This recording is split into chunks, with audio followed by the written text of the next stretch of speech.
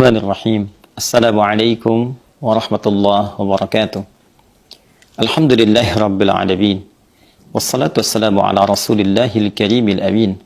Sayyidina Muhammadin wa ala alihi wa sahbihi ajma'in wa ba'd.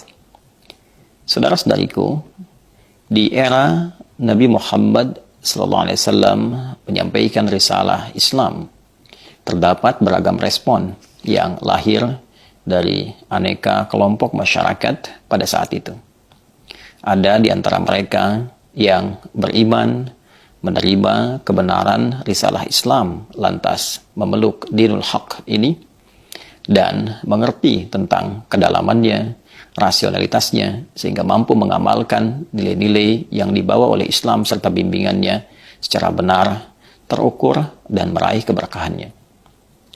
Pun demikian, ada di antara mereka yang meragukan risalah yang dibawa oleh Nabi Muhammad SAW, sehingga masih menimbang antara mengikuti atau mengabaikannya. Di sisi lain, terdapat kelompok yang sama sekali tidak merespon ajaran Nabi atau dakwah yang Nabi sampaikan dengan kesan yang positif. Mereka cepat mengabaikan dan meninggalkan dakwah Nabi, bahkan juga disertai dengan tuduhan atau bahkan juga tantangan-tantangan yang melahirkan pergolakan-pergolakan tertentu sampai ke level yang bersifat menyakiti, baik verbal ataupun fisikal. Di antara mereka, ada kalangan yang tetap dengan kekufurannya, ada orang yang di lisannya menyatakan keislamannya, namun perilakunya justru menyimpang dari nilai-nilai keislaman, bahkan merencanakan perilaku yang menentang terhadap dakwah Nabi Muhammad SAW. Dan menariknya, ada juga di antara mereka yang menyatakan keislamannya, namun masih labil dengan keislaman yang mereka deklarasikan itu, sehingga mudah terpengaruh, terprovokasi, bahkan kembali kepada keyakinan dan perilaku awal yang mereka pernah lakukan. Golongan kedua diistilahkan dengan munafik, dan yang ketiga disebut dengan kaum murtadin, jama' dari kata murtad. Irtadda, yartaddu, murtad untuk orang ya. Dalam merespon tiga golongan terakhir ini, baik yang kufar ataupun munafik atau pula murtad, Nabi SAW dengan kehalusan rasanya, dengan rasa kasih yang dalamnya, dengan simpati yang sangat luas itu, beliau merasakan kesedihan yang mendalam karena khawatir orang-orang yang menentang beliau ini kemudian wafat tanpa iman, tidak mendapatkan perhatian dan kasih dari Allah Subhanahu wa taala saat kembali kepada Allah di kehidupan akhirat kelak. Karena yang menentukan kasih sayang, rahmat, kemuliaan, bahkan kebahagiaan di akhirat kelak adalah keimanan seseorang yang menjadi inti bekal kehidupan dalam membawa nilai-nilai terbaik dan bekal-bekal terbaik untuk mendapatkan rahmat Allah Subhanahu wa taala. Beliau juga merasakan kesedihan karena dikhawatirkan orang-orang yang cepat ingkar ini justru menggalang kekuatan untuk melukai atau melakukan pertentangan baik kepada dakwah ataupun kepada pemeluk Islam pada saat itu. Menariknya, kekhawatiran dan kesedihan Nabi ini mendapatkan respon langsung dari Allah Subhanahu wa taala dengan turunnya surah Ali Imran, surah yang ketiga, ayat 176. Saat Allah Subhanahu wa taala berfirman, "Wala yahzunkal ladzina yusari'una fil kufr, innahum lan yadurrullaha syai'a. Yuridullahu alla yaj'ala lahum hazzan fil akhirah, wa lahum 'adzabun 'adzim." Demikian Allah berfirman di Quran surah ketiga Ali Imran itu ayat 176. Wala yahzunkal ladzina yusari'una fil kufr.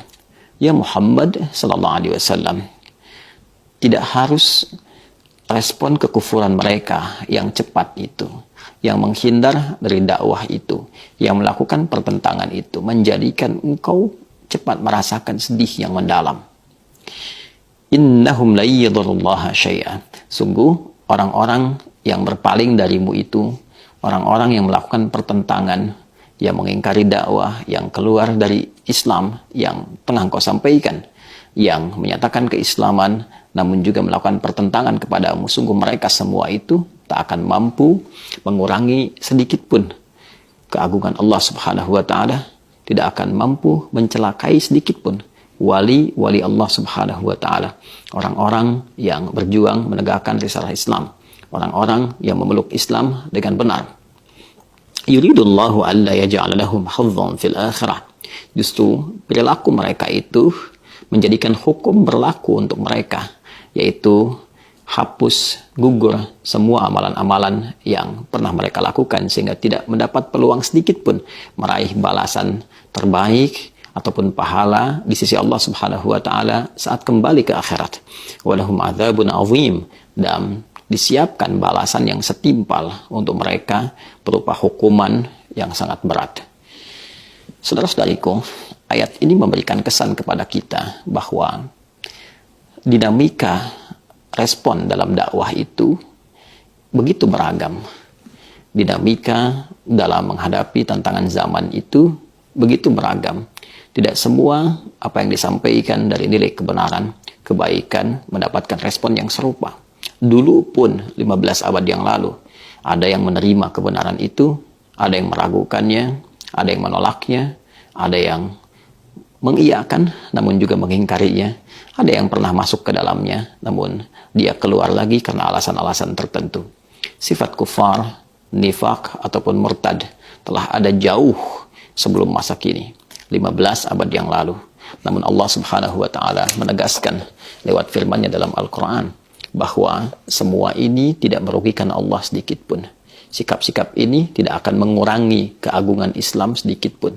Sikap-sikap ini tidak akan memberikan pengaruh kepada orang-orang Islam yang memegang teguh ajarannya, yang berusaha menampilkan ajaran-ajaran Islam sesuai dengan kemampuan dan kesungguhannya. Karena itu, kita memohon kepada Allah Subhanahu wa taala, yang pertama diberikan kekuatan untuk bisa mengamalkan dan meyakini ajaran Islam sampai kita wafat kembali kepada Allah Subhanahu wa taala. Wala tamutunna illa wa antum muslimun.